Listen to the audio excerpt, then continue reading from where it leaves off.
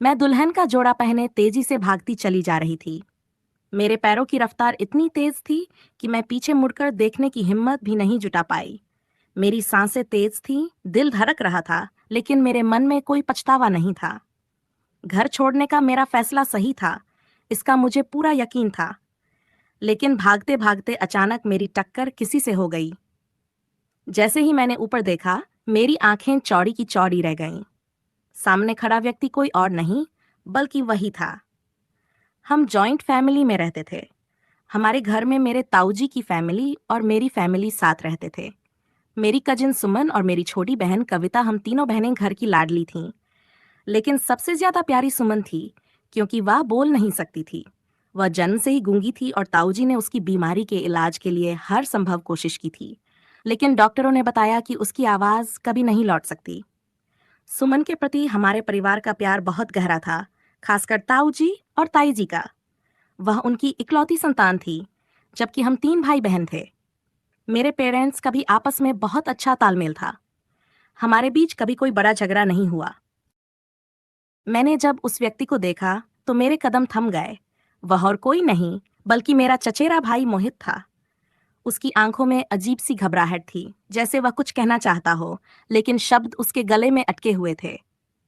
मैं उसे देखकर अचंभित थी, क्योंकि मैं सोच भी नहीं सकती थी कि भागते वक्त मोहित से टकरा जाऊंगी।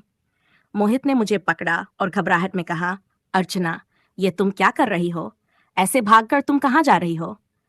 मेरे होंठ कांपने लगे, लेकिन मैंने खुद को संभालते हुए कहा, मोहित, मुझे यहाँ से जाना होगा। मैं इस शादी को नहीं कर सकती। ये मेरी जिंदगी का सबसे बड़ा फैसला है और मैं इसे गलत नहीं होने दूंगी। मोहित की आंखों में संजीदगी थी। उसने गहरी सांस ली और कहा, पर अर्चना, इस तरह भागना कोई हल नहीं है। घर वालों को क्या कहोगी? ताऊजी और ताईजी को क्या जवाब दोगी? मैंने उसकी ओर गंभीरता से देखा और कहा, मोहित, तुम जानते हो ये शादी जबरदस्ती की जा रही है। मुझसे कोई राय नहीं ली गई। कोई नहीं समझ रहा कि मैं क्या चाहती हूँ, और ये मैं नहीं सह सकती। मोहित कुछ पलों के लिए शांत रहा। फिर उसने कहा, तुम सही हो अर्चना, लेकिन एक बार फिर सोच लो। अगर तुम सच में अपने फैसले पर अड़िग हो तो मैं तुम्हारे साथ हूँ, पर पहले यह सोच लो कि आगे क्या करना है। उसकी बातें सुनकर मुझे थोड़ा सुकून मिला। अब मैं अकेली नहीं थी। मोहित की बातों ने मुझे थोड़ा हिम्मत दी, लेकिन दिल में एक अजीब सी घबराहट थी। मैंने उसकी आंखों में देखा और बोली, अगर तुम मेरे साथ हो तो मुझे डरने की जरूरत नहीं है। मुझे अब सिर्फ अपने कदमों का सही रास्ता तय करना है। मोहित ने मेरे कंधे पर हाथ रखा और कहा, चलो, पहले यहाँ से कहीं सुरक्षित जगह चलते हैं, फिर सोचेंगे आगे क्या करना है। हम दोनों तेजी से गली से निकलकर आगे की ओर बढ़े। मेरे मन में बहुत सारे सवाल उमड़ घुमड़ रहे थे। क्या घर वाले मुझे माफ करेंगे? क्या मेरी इस हरकत से सुमन, कविता और बाकी सबकी जिंदगी पर असर पड़ेगा? लेकिन फिर मैं खुद को याद दिलाती रही कि यह मेरी जिंदगी है और इसका फैसला मुझे ही करना है। कुछ देर चलने के बाद हम एक सुनसान जगह पहुंचे। मोहित ने इशारा किया, यहाँ कुछ देर रुकते हैं। किसी को पता नहीं चलेगा कि हम कहाँ हैं। हम दोनों एक पेड़ के नीचे बैठ गए। मेरे दिल की धड़कनें थोड़ी शांत हो रही थीं, लेकिन अब भी मुझे अपनी आगे की राह साफ नजर नहीं आ रही थी। मोहित ने मेरी तरफ गंभीरता से देखा। अर्चना, अब तुम्हें यह तय करना होगा कि तुम क्या चाहती हो। अगर तुम सच में इस शादी से बचना चाहती हो, तो हमें कोई और रास्ता सोचना होगा। तुम्हारा भागना तो एक अस्थायी हल है, लेकिन असलियत का सामना करना जरूरी है। मैंने गहरी सांस ली और बोली, मैं जानती हूँ मोहित, लेकिन मैंने अपनी जिंदगी के इस मोड़ पर जो फैसला लिया है, वह मेरे दिल की आवाज है। मैं शादी के लिए तैयार नहीं हूँ, खासकर ऐसे इंसान के साथ जिसे मैं जानती भी नहीं। मेरे सपने, मेरी आजादी, सब कुछ दांव पर लग रहा है। मोहित ने सिर हिलाते हुए कहा, तुम्हारी बात सही है, लेकिन अब हमें समझदारी से कदम उठाना होगा। पहले घर वालों से बात करो, उन्हें अपनी स्थिति समझाओ। भागने से पहले अपने दिल की बात कहने का मौका दो। शायद वह कुछ समझें। मुझे मोहित की बात सही लगी। मैं एकदम से भागकर अपने रिश्तों को और मुश्किल नहीं बनाना चाहती थी। अब मैंने तय किया कि मैं घर वापस जाऊंगी और अपने पेरेंट्स से खुलकर बात करूंगी। मोहित की बातों ने मुझे सोचने पर मजबूर कर दिया। घर से भागना एक अस्थायी समाधान था, लेकिन असली समस्या का हल तभी निकलेगा जब मैं अपने माता पिता से खुलकर बात करूंगी। मैंने गहरी सांस ली और मोहित की ओर देखा। तुम सही कह रहे हो।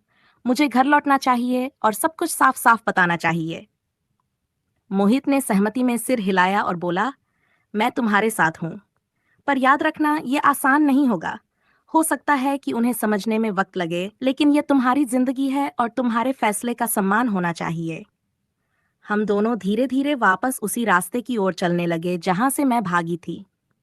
मेरे कदम भारी थे, क्योंकि मैं जानती थी कि घर वापस जाना और अपनी बात रखना आसान नहीं होगा।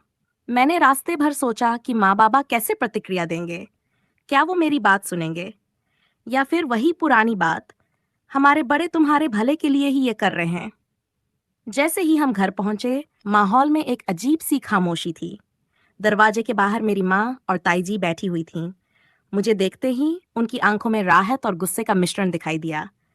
मेरी माँ उठते हुए बोली, अर्चना, तुम कहाँ चली गई थी? हमें कितनी चिंता हो रही थी। सब ठीक है ना? उनके शब्दों में चिंता थी, लेकिन चेहरे पर उलझन भी साफ झलक रही थी। मैंने साहस जुटाया और कहा, माँ, मुझे आपसे और बाबा से बात करनी है। मेरे शब्द सुनकर उनके चेहरे का भाव बदल गया।